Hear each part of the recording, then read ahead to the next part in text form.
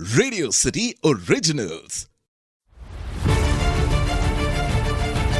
मैं आजाद हूं।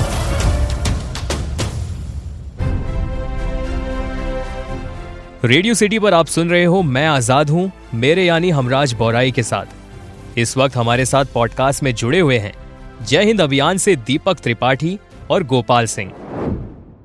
दीपक जी, चंद्रशेखर आजाद वो क्रांतिकारी थे जिनके किस्से देश भर में बादल की तरह तब और अब आज भी फैले हुए हैं, लेकिन उनके बारे में ज्यादा जानकारी मौजूद नहीं है। तो हम आपसे निवेदन करते हैं कि आप हमें क्रांतिकारी चंद्रशेखर आजाद की जीवनी पर रोशनी डालें। देखिए, चंद्रशेखर आज़ाद जी जो थे, इनका जब आप नाम लेते हैं, कोई भी देश में अगर एक ऐसी शख्सियत बताएं कि जब हम उनका नाम लें तो सिर्फ एक ही छवि उभरती है। जैसे अगर हम भगवान भोलेनाथ का नाम लेते हैं तो जटाधारी, शीश पे उनके यहाँ पे चंद्रमा जटाओं में और सांप, एक ऐसा चित्र आ जाता है हमारे सामने। उसी प्रकार चंद्रशेखर आज़ाद जी एकमात्र ऐसे शख्स हैं जिनका हम नाम लेते हैं तो मूंछों पे ताव देता हुआ और पिस्टल पे हाथ, जनेऊधारी एक शख्सियत खड़ी हो जाती है जिसको लगता है कि देश के लिए ही बना हुआ ये ढांचा है। लेकिन दुर्भाग्य ये है कि चंद्रशेखर आज़ाद जी के बारे में ज़्यादा लोग नहीं जान पाए।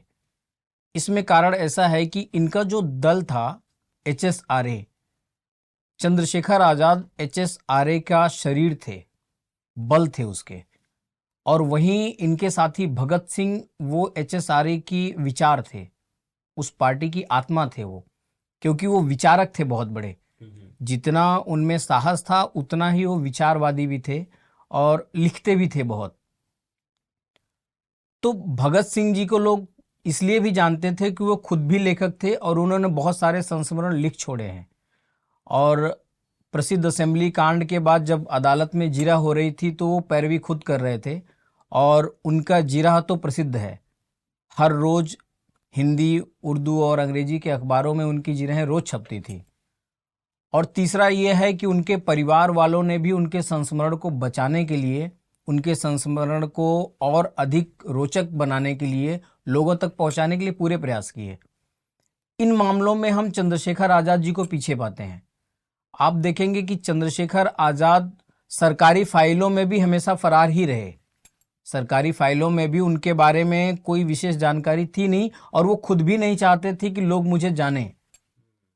न जानना उनका सफलता था कि लोग न जान पाएं, और कोई लेखक भी नहीं थे तो वो कुछ लिखते उखते इतना विशेष नहीं थे। एक पत्र उनका मिलता है जो अभी भी उनका हस्तलिखित पड़ा हुआ है संग्रहालय में। तो और दूसरी बात, उनके परिवार से भी कोई ऐसा व्यक्ति नहीं आया जो उनके नाम को या उनके जो भी उन्होंने कारनामे किए थे उसको आगे बढ़ाए या उसके बारे में लोगों को जानकारियाँ पहुँचाए, ऐसा भी कोई नहीं है। आप देखेंगे आज भी ये विवाद का विषय है कि उनके पारिवारिक का वर्तमान वंशज कौन है, ये विवाद का विषय है, इस पे हम आगे बात करेंगे। तो चंद्रशेखर आज़ाद जी को इसलिए लोग नहीं जान पाए कि उनके ऊपर बॉलीवुड भी थोड़ा उदासीन ही रहा। मैं मानता हूं कि वो एक ऐसी शख्सियत थे जिन पे 3-3 घंटे की 4 मूवी बन सकती है, लेकिन एक मूवी में 10 मिनट का समय उनको देना एक कहीं ना कहीं उनके चरित्र के साथ अन्याय है। आप चंद्रशेखर आज़ाद को अगर दिखाना चाहते हो, जिस दल के वो कमांडर इन चीफ थे, अंग्रेज सेना या अंग्रेज पुलिस आप कह लीजिए, उनको पूरे हिंदुस्तान में तलाश रही है, उनके ऊपर वारंट पे वारंट जारी कर रही है, उनके ऊपर तमाम इनाम इकराम जारी कर रही है, फिर भी कभी वो किसी के हाथ नहीं आए। मतलब इतना वो एक गुप्त संगठन के नुमाइंदे थे तो वो गुप्त ही रहे। हालांकि उनके एक साथी थे मनमथ नाथ गुप्त जी, उन्होंने विप्लव में लिखा है कि अगर चंद्रशेखर आज़ाद जी की जीवनी लिखी जाए तो कम से कम 1000 पन्नों की होगी। लेकिन ये हमारे देश का दुर्भाग्य है कि सरकार, तत्कालीन जो प्रशासन था, 800 साल पहले की वंशजों की पीढ़ियां दर पीढ़ियों के इतिहास दर्ज हैं हमारे यहाँ, लेकिन 70-80 साल पहले के जो पीढ़ी जो लड़ाके गए उनका वंशज का पीढ़ी आपको नहीं मिलेगा। मसलन चंद्रशेखर आज़ाद के पिताजी को तो हम जानते हैं, उनके दादाजी को आप पूछिए तो मुझे लगता है शायद ही कोई बता पाए।